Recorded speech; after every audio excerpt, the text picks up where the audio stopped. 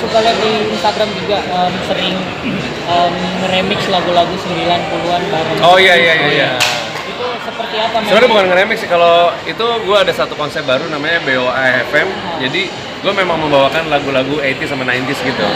Jadi dan nanti disinkronize itu BOAFM, yaitu gue sama istri gue kan namanya BOAFM. Itu akan rilis single pertama kita, kolaborasi sama Oslo Ibrahim.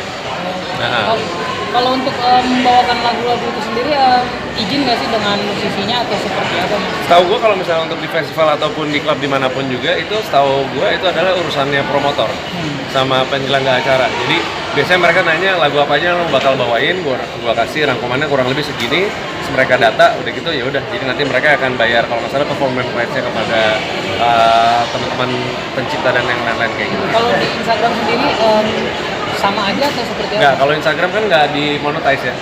Jadi gue biasanya untuk menghormati, gue biasanya kayak tag langsung ke si band, si penyanyi, si pencipta atau apapun itu.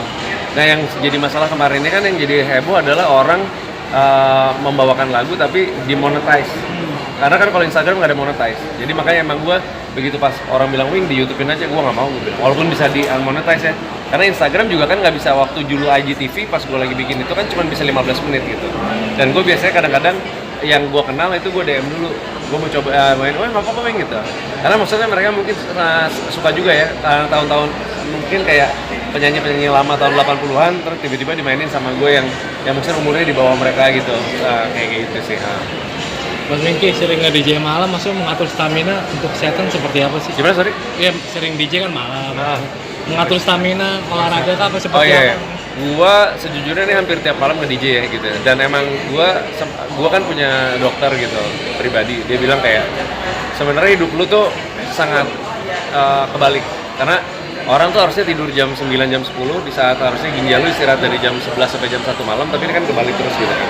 Jadi tapi gue bilang, tapi kan gue nyari duitnya di sini. Jadi caranya gimana? Dia bilang yang nomor satu bahwa sebisa mungkin ya memang lo nggak tidur tuh nggak bisa diganti kalau menurut science gitu. Jadi gue tetap pokoknya ada kesempatan tidur dan gue seminggu 2 kali pasti gue cari waktu di mana ada satu hari gue harus break dan besok paginya itu gue pasti harus lari aja.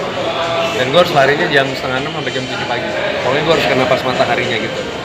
Karena itu udah awards berapa kali gue lakuin kayak gitu dan akhirnya stamina gue masih tetap oke-oke aja.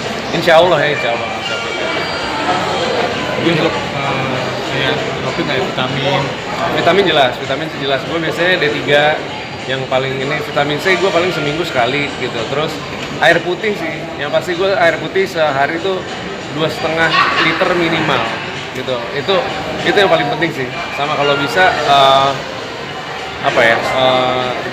gue tuh bukan perokok, tapi gue emang ngerokok social smoker lah. Jadi kalau misalnya lagi rame-rame gue ngerokok. Bukan yang tiap hari harus terus gitu, enggak. Gue bisa nggak ngerokok sama sekali. Tapi yang lagi repot kalau gue lagi syuting tuh. Karena syuting pada nongkrong kru segala macam ya udah ngikut gitu. Dan gue emang biasanya sukanya emang rokok kretek kan gitu. Nah, Mas Wingky kan nge-DJ memang udah lama, tapi kadang itu masih suka rada cemburu nggak sih? Apalagi di klub kan cewek-ceweknya. Istri gue sama sekali udah bodo amat dia kayaknya. Ya maksudnya dia udah ngerti lah gitu, maksudnya kayak ya ada pasti ada yang berusaha terus sih ada gitu. Gue cuman kalau gue sih kayak mencoba untuk menjadi teman aja gitu. Jadi gue try to explain gitu bahwa ya udah kita boleh dekat, kita boleh teman, tapi ya kita tahu batasan aja lah gitu.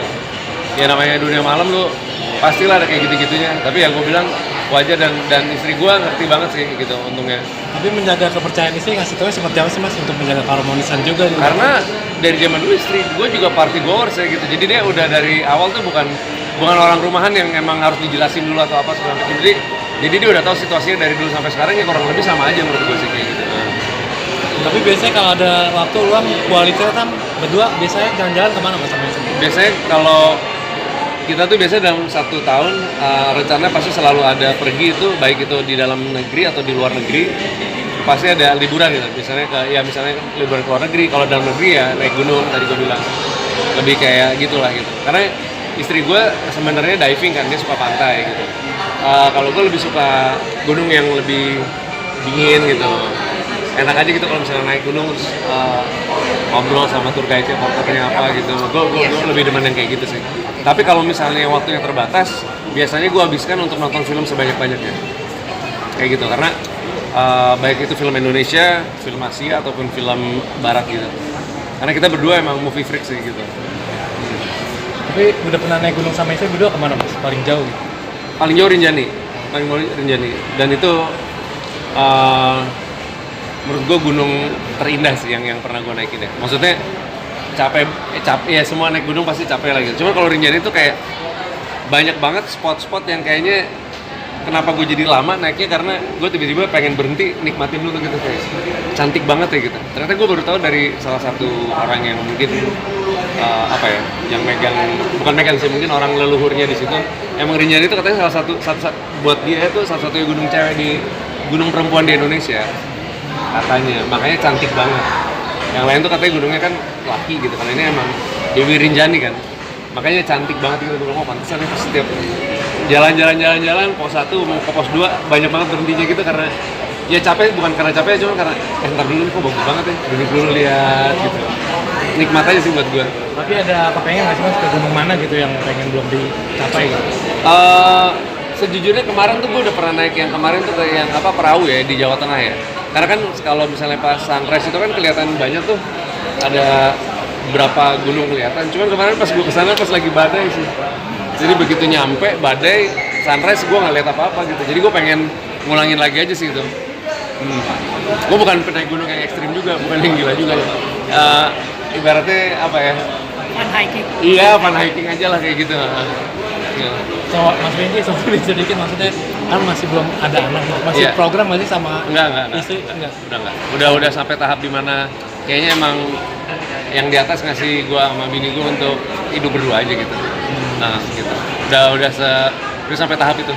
Nah, Jadi sudah berdamai dengan udah damai banget, udah dari beberapa tahun yang lalu sih. Jadi kita udah coba banyak tabungan segala macam, begitu pas kita udah ngerasa kayak kita udah coba berapa kali nih kayaknya emang belum dikasih. Ya kita tetap berusaha, tapi udah gitu kita udah sampai komit bahwa ya udah berarti anggap aja kita emang antara belum dikasih atau nggak dikasih gitu. Jadi ya udah nggak apa-apa kalau ada orang yang doain omongan, alhamdulillah kita terima. Tapi juga kita udah tahu bahwa kayaknya akan kita so far sih kayaknya destinasi destininya tuh emang kayak hidup berdua. Ya udah jalanin aja, menyenangkan juga hidup berdua. Tapi ada tips nggak mas menjaga keharmonisan rumah tangga maksudnya di Mas Benji sendiri sama istri? Kalau menurut gue sih kayaknya ibarat kalau kata manajer gue kayak pasir. Pasir kalau digenggam gimana? Ini pasir nih, digenggam hilang nggak? Tapi kalau ditahan gini terus, ya kecuali ada angin yang kita jangan ngomong angin ribut ya. Dia kan akan terus kayak gini kan.